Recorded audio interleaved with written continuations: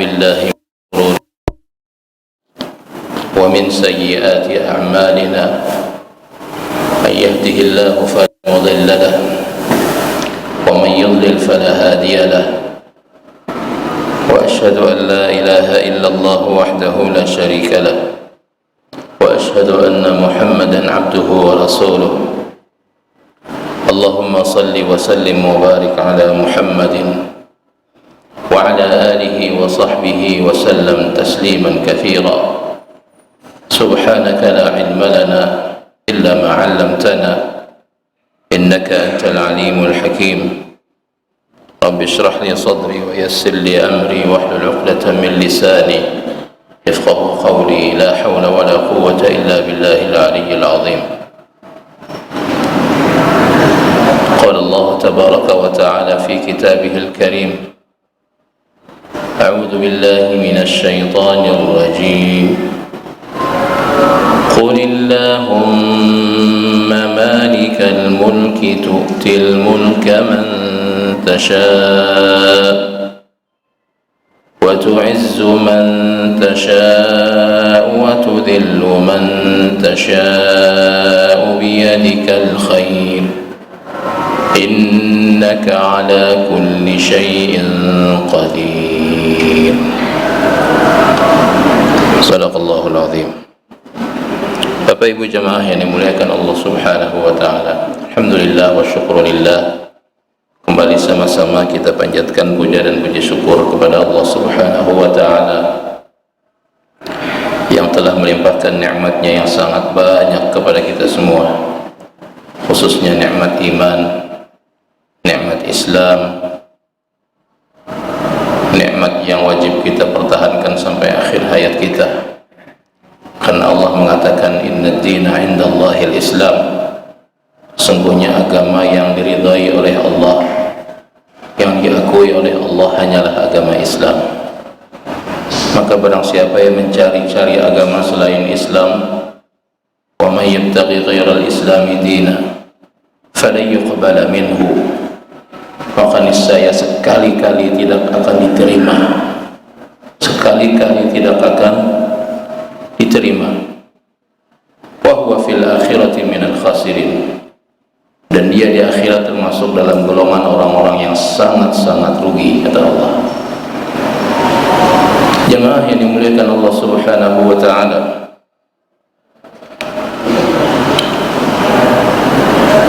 pembahasan kita pada malam hari ini adalah satu tema yang sangat penting sekali, yang sangat urgen dan sangat mendesak, yaitu tema kepemimpinan. Kepemimpinan. Jadi ini ada hubungannya dengan masalah politik sedikit lah. Masalah politik ada apa kalau lah? Masalah politik sedikit saja. Banyak apa juga. Karena memang Islam itu tidak memisahkan antara agama dengan politik. Islam tidak memisahkan antara agama dengan politik. Sedangkan faham yang memisahkan antara agama dengan politik itu adalah faham sekuler, sekularisme. Dan ini adalah merupakan faham daripada Barat dan antek-anteknya. Bapak Ibu jemaah yang dimuliakan Allah Subhanahu wa taala, pembahasan kita awali dengan firman Allah Subhanahu wa taala yang kita baca di awal tadi, qulillahumma malikal mulki tu'til mulka man tasha. Katakanlah, Allah Subhanahu wa taala Maha kuasa untuk memberikan kekuasaan, memberikan kerajaan kepada siapapun yang Ia kehendaki, dan Ia Maha kuasa untuk mencabut kekuasaan dari siapapun yang Ia kehendaki. Ia memuliakan siapapun yang Ia kehendaki, dan Ia akan menghinakan siapapun yang dikehendaki oleh Allah Subhanahu wa taala, dan Ia memberikan rezeki kepada siapapun yang Allah kehendaki tanpa menghitung-hitungnya. Jemaah yang dimuliakan Allah Subhanahu wa taala, bahwa sesungguhnya kekuasaan di muka bumi ini, ya, kekuasaan atas alam semesta ini adalah mutlak milik Allah Subhanahu wa taala. Kemudian Allah Subhanahu wa taala menjadikan khalifah, yaitu pemimpin bagi bumi ini, yang akan mengatur dan juga melaksanakan hukum serta syariat Allah Subhanahu wa taala. Oleh karenanya Allah berfirman, al-ard yarithuha ibadiyas salihun, sesungguhnya bumi ini akan diwarisi oleh hamba-hamba Allah yang bertakwa, ibadiyas salihun, hamba-hamba Allah yang saleh. Kemudian jemaah yang dimuliakan Allah Subhanahu wa taala, kita akan menyebutkan satu hadis Nabi sallallahu alaihi wasallam yang ini adalah merupakan janji dari Nabi sallallahu alaihi wasallam. Yang namanya janji ini pasti terlaksana, tinggal menunggu waktu. Apa ujian Nabi sallallahu alaihi wasallam dalam satu hadis yang diriwayatkan oleh Imam Ahmad dan juga Al-Baihaqi dengan sanad yang hasan? Ujian Nabi sallallahu alaihi wasallam, takunu nubuwatu fikum masyaallah an takuna thumma yarfa'uha Allah taala, bahwa nanti yang memimpin kalian adalah masa kenabian. Ini maksudnya adalah umat Islam akan dipimpin pada masa kenabian oleh Nabi sallallahu alaihi wasallam sampai jangka waktu yang dikehendaki oleh Allah Subhanahu wa taala. Kemudian Allah pun mengangkat masa tersebut. Thumma takunu khilafatan ala minhajin nubuwati ma sya'allahu an takun. Kemudian yang akan menggantinya adalah masa khilafah yang berdiri tegak atas manhaj kenabian. Dan ini ahli sejarah mengatakan bahwa masa-masa keemasan Islam setelah wafatnya Nabi sallallahu alaihi wasallam itu masa khulafa ar-rasyidin selama 30 tahun kurang lebih. Thumma yarfa'uha Allah, kemudian Allah pun mengangkat masa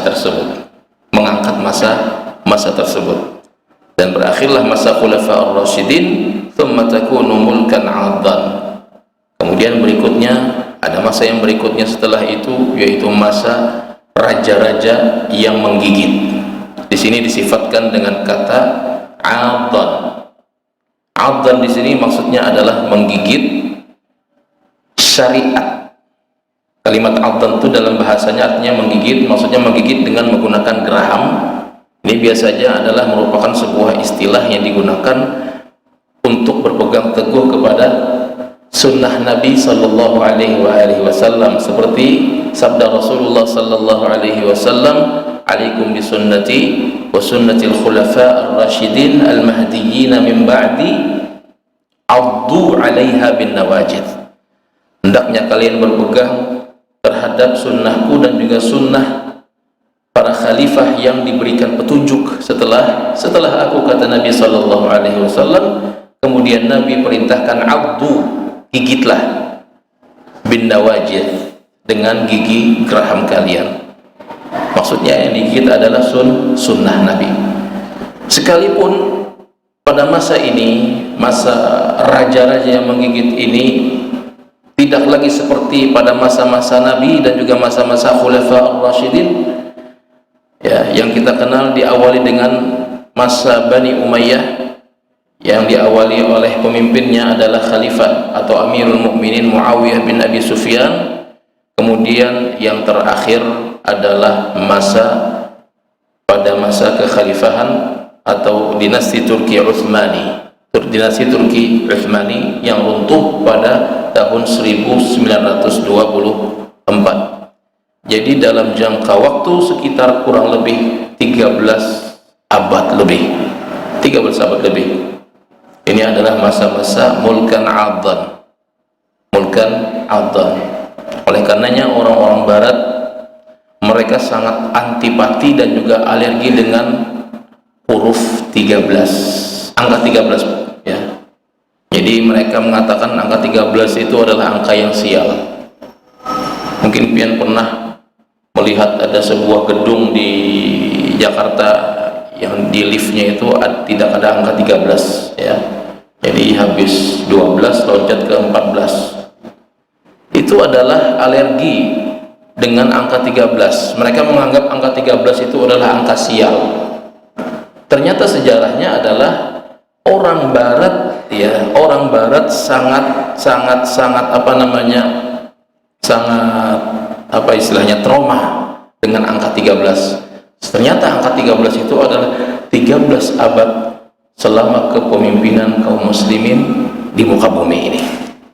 Kita lihat begitu luasnya, begitu besarnya wilayah kaum muslimin, begitu banyaknya rakyat yang dimakmurkan dan juga disejahterakan.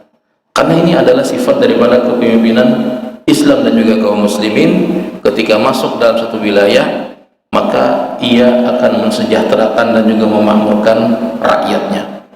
Jemaah yang dimuliakan Allah Subhanahu wa taala. Kemudian kata Nabi sallallahu alaihi wasallam, "Tsumma takunu mulkan jabariyan." Kemudian setelah itu, setelah masa raja-raja yang menggigit tadi, kemudian Allah Subhanahu wa taala angkat masa tersebut, kemudian digantikan dengan masa raja-raja yang memaksakan kehendaknya,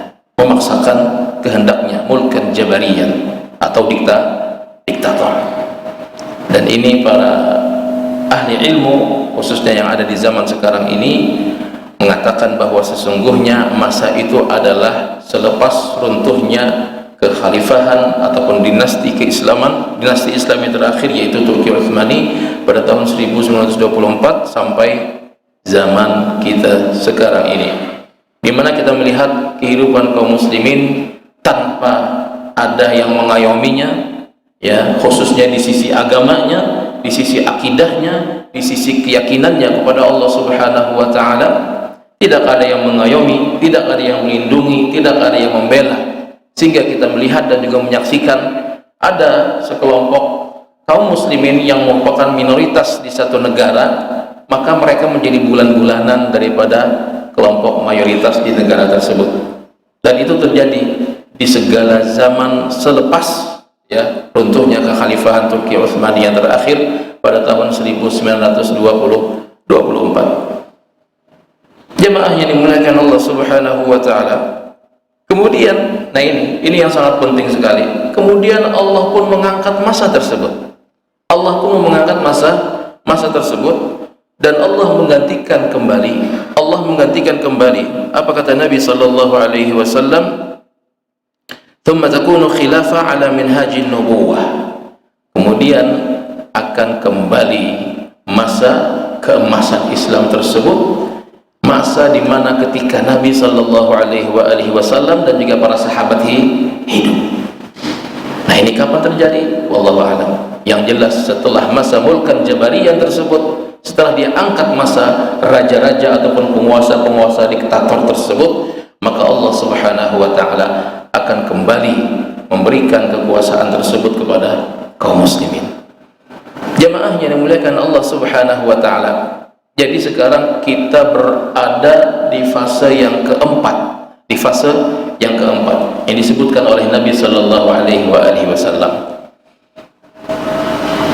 Jamaah yang dimuliakan Allah Subhanahu wa taala. Jadi pertanyaannya kemudian adalah, ketika masa yang kita terjadi sekarang ini, yang kita rasakan di zaman kita sekarang ini, di mana kita melihat ketidakadilan di mana-mana, kezaliman di mana-mana, kemudian lagi penindasan di mana-mana, maka jamaah yang dimuliakan Allah Subhanahu wa taala, apa yang akan kita lakukan untuk menyambut, ya, untuk menyambut dan juga menuju ke masa yang telah dijanjikan oleh Nabi sallallahu alaihi wasallam.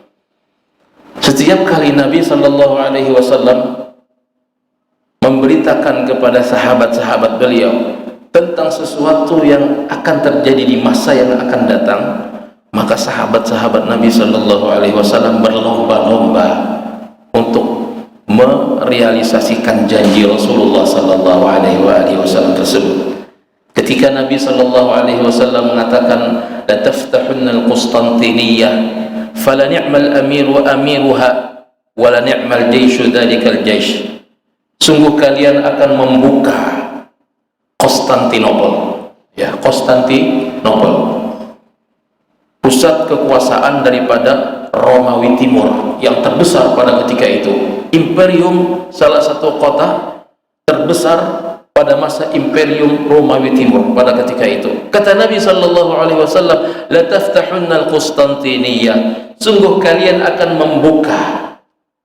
Jadi kalimat fataha yaftahu itu lebih tepatnya diartikan dengan kata membuka, bukan menaklukkan. Karena orang selama ini mengartikan dengan kata menaklukkan. Jadi beda antara membuka dengan menaklukkan. Kalau membuka itu adalah kita melihat di dalam sebuah ruangan yang gelap, misalnya sebuah ruangan yang gelap gulita, lalu ada pintu, kemudian kita buka pintu tersebut, maka yang terjadi adalah cahaya yang di luar itu masuk ke dalam, ya, cahaya yang di luar masuk ke dalam. Itulah gambaran daripada Islam ketika ia masuk ke dalam setiap wilayah pada masa keemasannya, maka ia akan memberikan sinar yang terang benderang terhadap wilayah tersebut. Coba bayangkan, Pak, coba kita bayangkan Eropa itu sebelum masuknya Islam pada abad ke-7 atau ke-8 Masehi.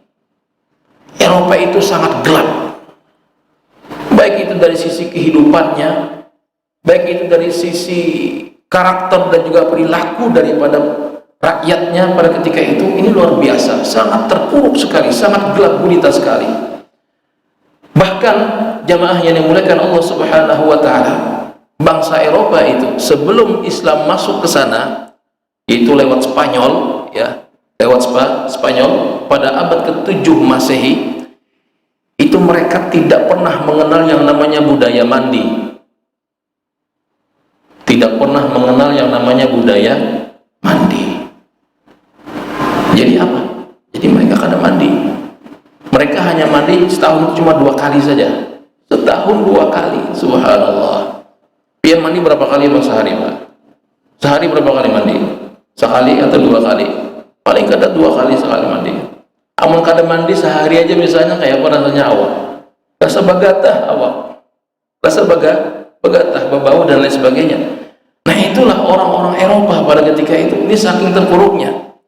Ini pian kalau mendengar pernahlah mendengar orang Arab itu sebelum Nabi diutus, pernahlah ini itu budayanya kada mandi. Pernah pian mendengar? Pernah pian mendengar? Ada, walaupun itu tempatnya gersang, tandus, tapi kada pernah kita mendengar bahwa orang Arab itu kada pernah mandi. Artinya apa? Artinya lebih parah daripada Arab jahiliyah. Jamaah yang dimuliakan Allah Subhanahu wa taala, mereka mengenal mandi atau budaya mandi ketika Islam masuk ke Spanyol pertama kali.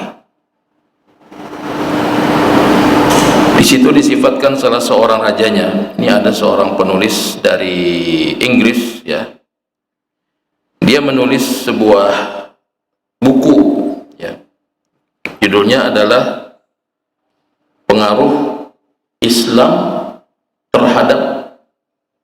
Pengaruh peradaban Islam terhadap Spanyol. Jadi di dalam buku itu dia menulis katanya apa? Orang-orang Eropa itu katanya, orang-orang Eropa ya'tabiruna annal istihmam kufra. Orang-orang Eropa itu mereka menganggap, ini di abad pertengahan sebelum Islam masuk, mereka menganggap bahwa mandi itu adalah bisa merusak keyakinan mereka, bisa membuat mereka kafir. Coba bayangkan, Pak, amun mandi bisa berkafiran, bahkan ada lagi di antara mereka yang berkeyakinan bahwa orang yang mandi itu adalah orang yang suka berselingkuh. Orang mandi itu orang yang suka berselingkuh. Belum lagi kepercayaan bahwa mandi itu bisa menimbulkan penyakit kulit yang luar biasa, kata mereka. Makanya tidak jarang, bahkan dari kehidupan bangsawan mereka saja. Ini ada salah seorang raja di Eropa pada ketika itu, disebutkannya Ada seorang raja, yaitu Raja Prancis yang ke-14, ya, namanya Louis XIV katanya. Ketika ada seorang utusan Rusia, Kaisaran Rusia datang ke Paris, Prancis, maka sang utusan Rusia tersebut memencet hidungnya. Kenapa? Karena ia mencium bau busuk yang luar biasa dari tubuh sang raja. Coba, ini rajanya, Pak. Rajanya aja kada mandi, apalagi rakyatnya. Padahal kata seorang penulis Muslim, orang Rusia pun juga sama. Jadi sesama bau, ya, sesama orang bau. Orang Rusia itu katanya, orang Rusia pada ketika itu mereka tidak mengenal yang namanya berbasuh behera bakami, itu kada pernah mengenal sama sekali. Jadi habis bakami sudah, ya bakami sudah, habis behera sudah, ya behera sudah. Ada lagi istilahnya berbasuh apa segala macam itu kada ada lagi. Tapi dalam Islam ada. Dalam Islam ada syariat mandi, ada syariat berwudu, ada syariat istinja. Jangankan yang hidup, yang mati jadi mandi.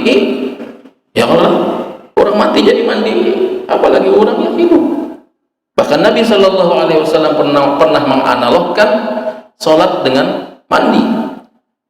Bagaimana pendapat kalian, kata Nabi Shallallahu Alaihi Wasallam, seseorang yang rumahnya tinggal di tepi sungai, ya, rumahnya berada di tepi sungai, kemudian dia mandi 5 kali sehari, kira-kira apakah masih ada kotoran di tubuhnya tersebut, kata Nabi?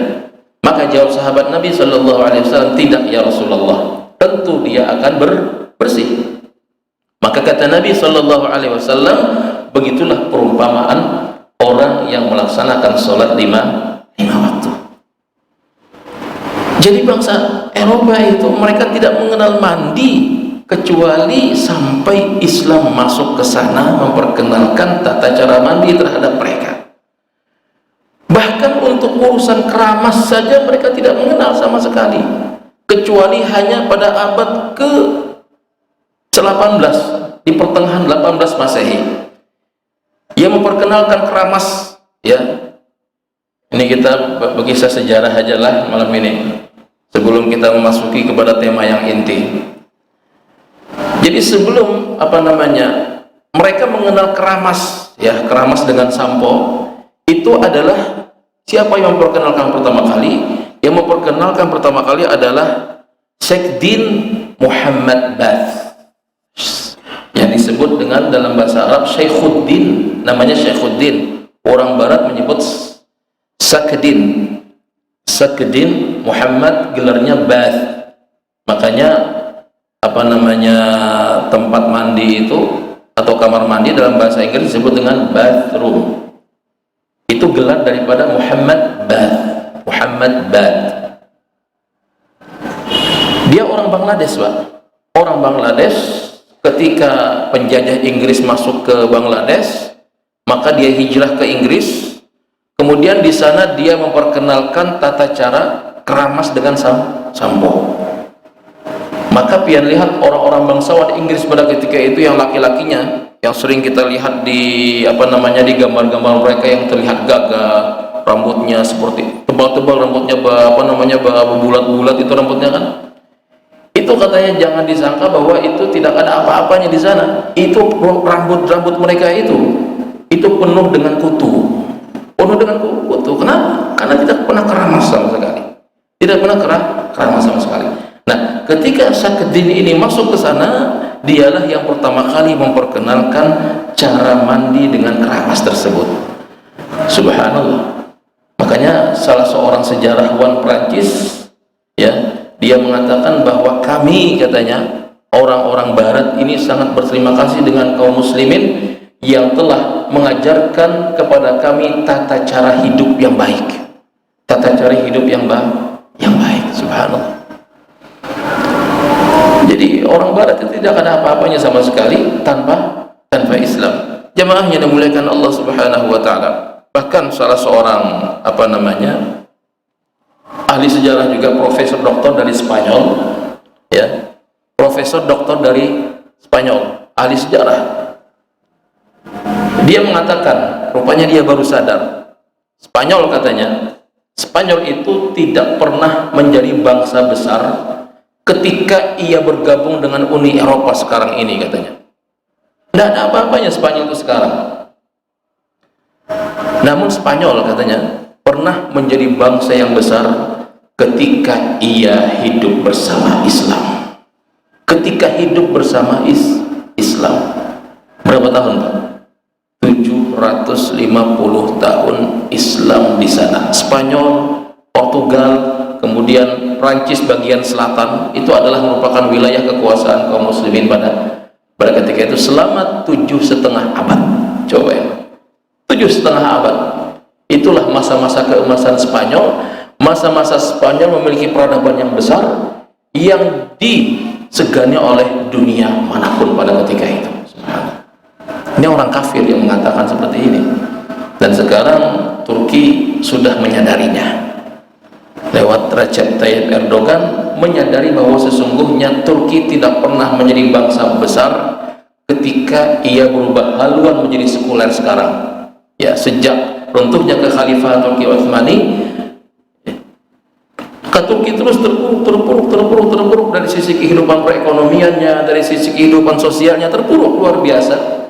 Namun sekarang sedikit demi sedikit dimasukkanlah nilai-nilai Islam yang tadinya dilarang oleh penguasa Turki sebelumnya pada masa sekuler jaya-jayanya sekuler. Lalu berubahlah sampai mereka mencapai sesuatu yang tidak mereka sangka-sangka di zaman sekarang ini.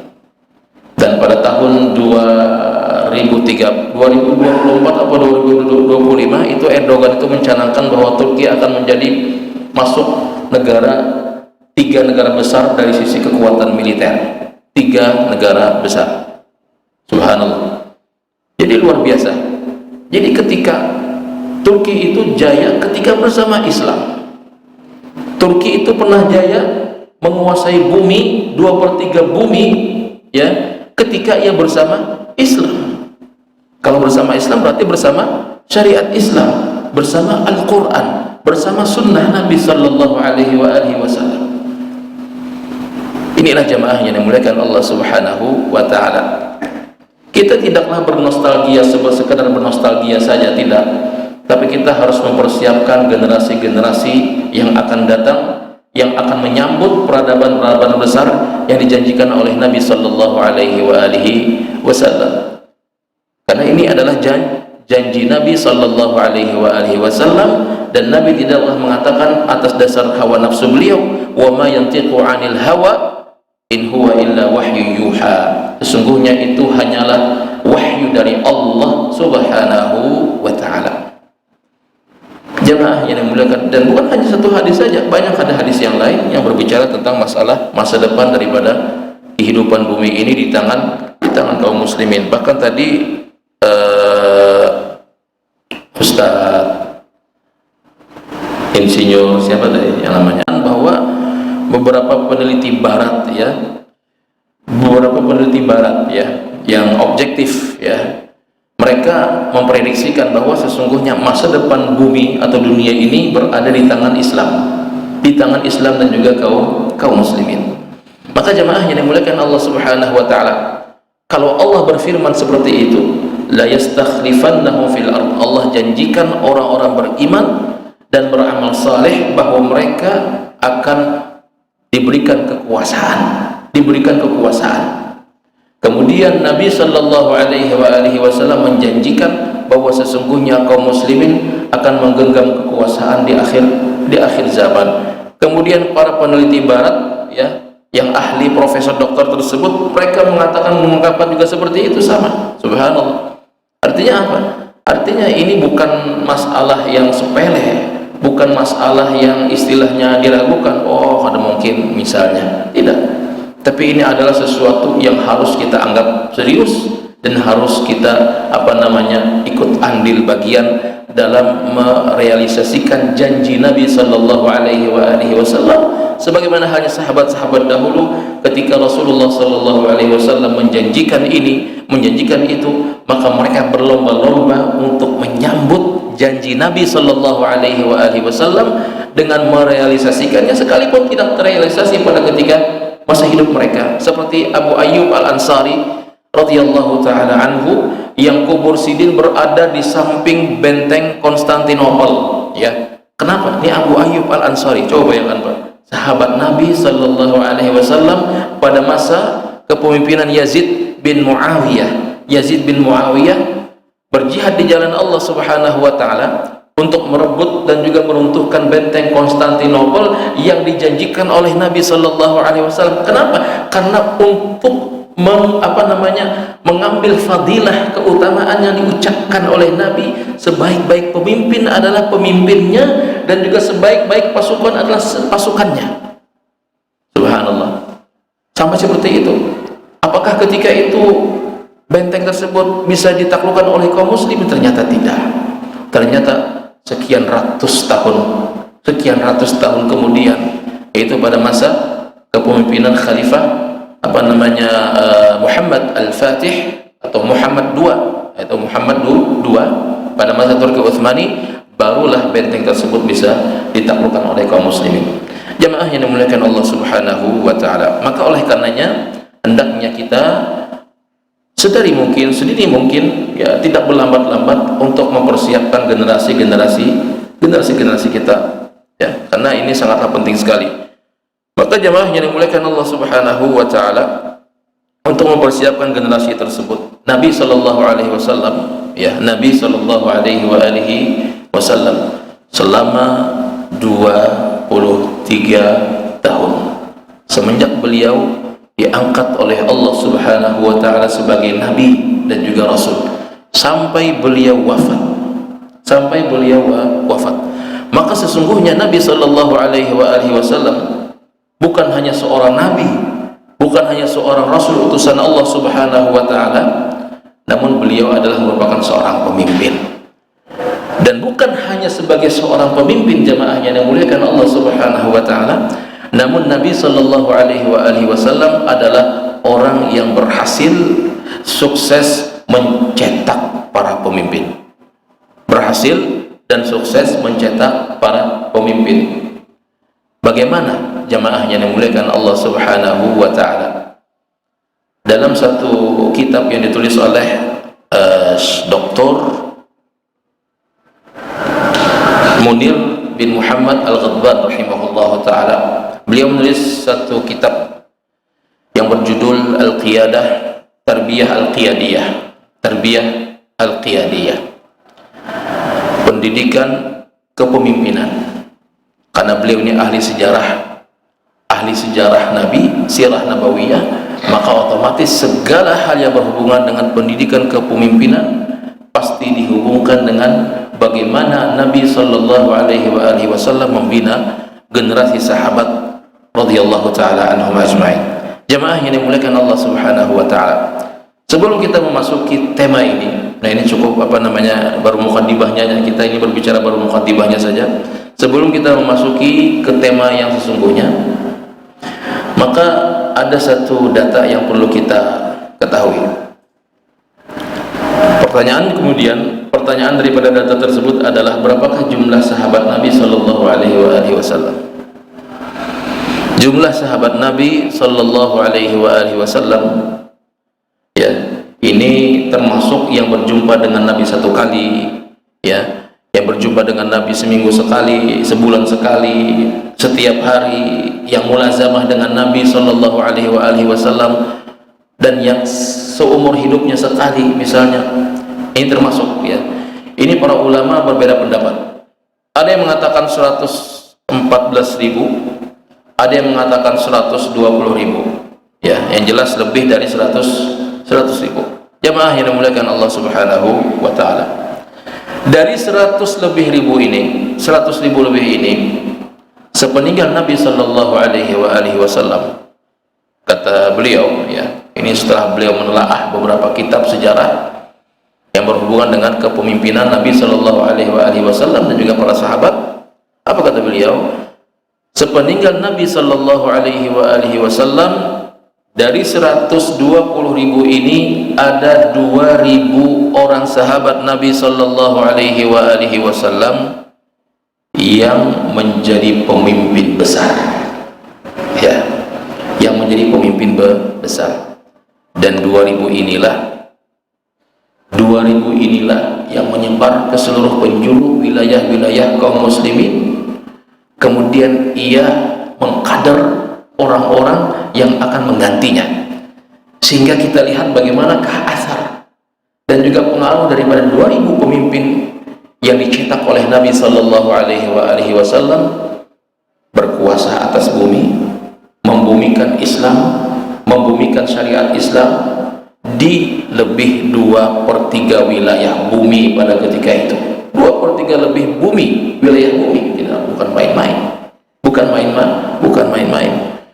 Jadi 2000 ini ada yang menjadi khalifah, ada yang menjadi Amirul Mukminin, ada yang menjadi gubernur, ada yang menjadi qadhi qudat, ada yang menjadi jenderal, komandan tempur, ada yang menjadi pemimpin bagi kaumnya dan lain sebagainya, yang mana mereka sangat berpengaruh terhadap kemakmuran bumi pada ketika itu. Subhanallah. Jamaah yang dimuliakan Allah Subhanahu wa ta'ala, sudah isyalah, rasa setumat lah, waktu pendek ini, bahandap ini waktu sedikit lagi.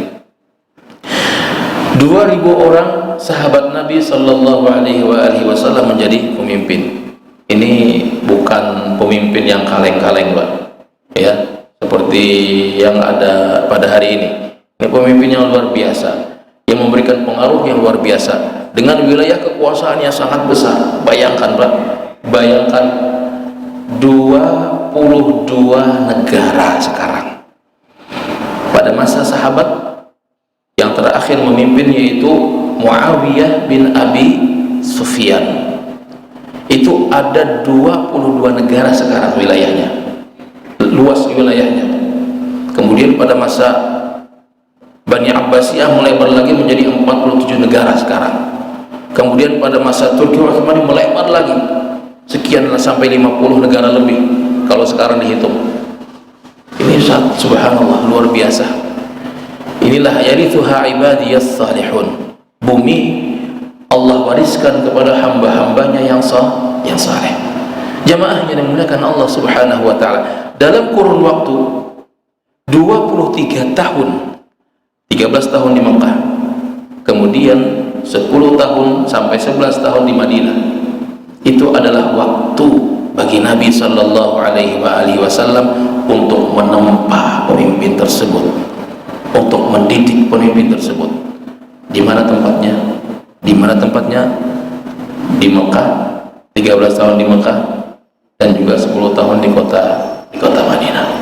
Jadi selama bentang 23 tahun itu adalah merupakan masa pendidikan para sahabat Nabi Sallallahu Alaihi Wasallam untuk mengikuti jejak langkah Nabi Sallallahu Alaihi Wasallam, bagaimanakah Nabi memimpin.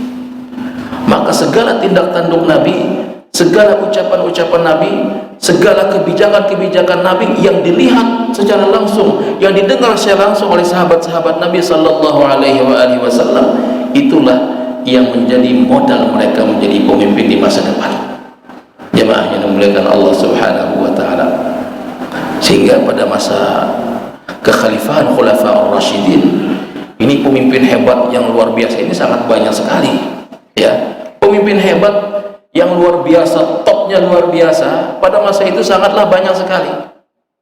Saking banyaknya, jemaah yang dimuliakan Allah Subhanahu wa ta'ala, Umar bin Khattab, pada masa kekhalifahan Umar bin Khattab itu peribahasanya si Dini itu sambil berpajam-pajam memilih pemimpin, dapat pemimpin yang hebat. Sambil berpajam baik, dapat pemimpin hebat. Ini tak ambil kepalanya, dapat pemimpin hebat. Subhanallah. Yang kita ini Bang, kita ini melotot sudah,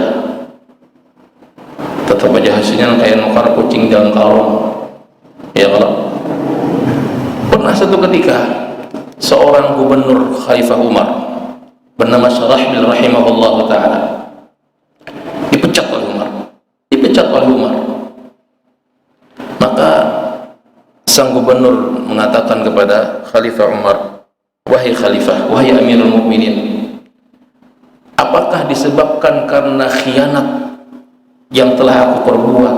Jadi aku ini dipecat, kenapa sebabnya? Apakah disebabkan karena khianat? Aku mengkhianati amanah ini, ujar Syarahbil rahimahullahu ta'ala.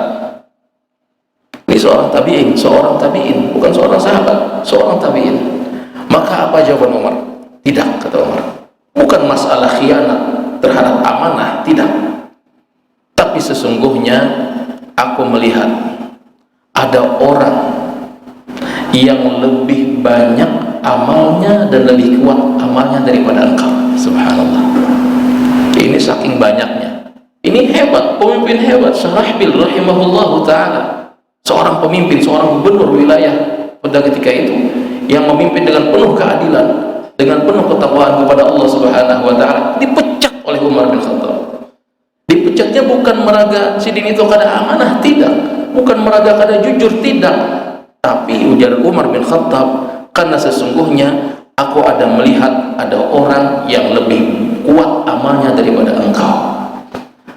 Maka apa jawaban Syarahbil? Baik, kalau begitu silahkan Anda sampaikan kepada rakyat agar supaya mereka tidak salah faham. Subhanallah. Jadi pada zaman Umar seperti itu. Jadi mencapai orang dapat pemimpin hebat, mencapai ini dapat pemimpin hebat. Jadi kadang alih mencari pemimpin hebat. Kenapa? Karena mereka ditempa dengan penuh kesabaran oleh Nabi sallallahu alaihi wasallam. Jemaah yang dimuliakan Allah Subhanahu wa taala. Nah, ini masih panjang kisahnya, Pak. Ini kita sampai 5 kali pertemuan karena tuntong inilah. Ini kita cukupkan sampai di sini saja. Mudah-mudahan ada manfaatnya bagi ulul pribadi dan juga kita seberataan. Mudah-mudahan Allah Subhanahu wa taala membukakan pintu-pintu kebaikan dan juga hidayah kepada kita semua. Amin amin ya rabbal alamin. Hadanallahu wa iyyakum ajma'in. Subhanakallahumma wa bihamdika asyhadu an la ilaha illa anta astaghfiruka wa atubu ilaik. Assalamualaikum warahmatullahi wabarakatuh.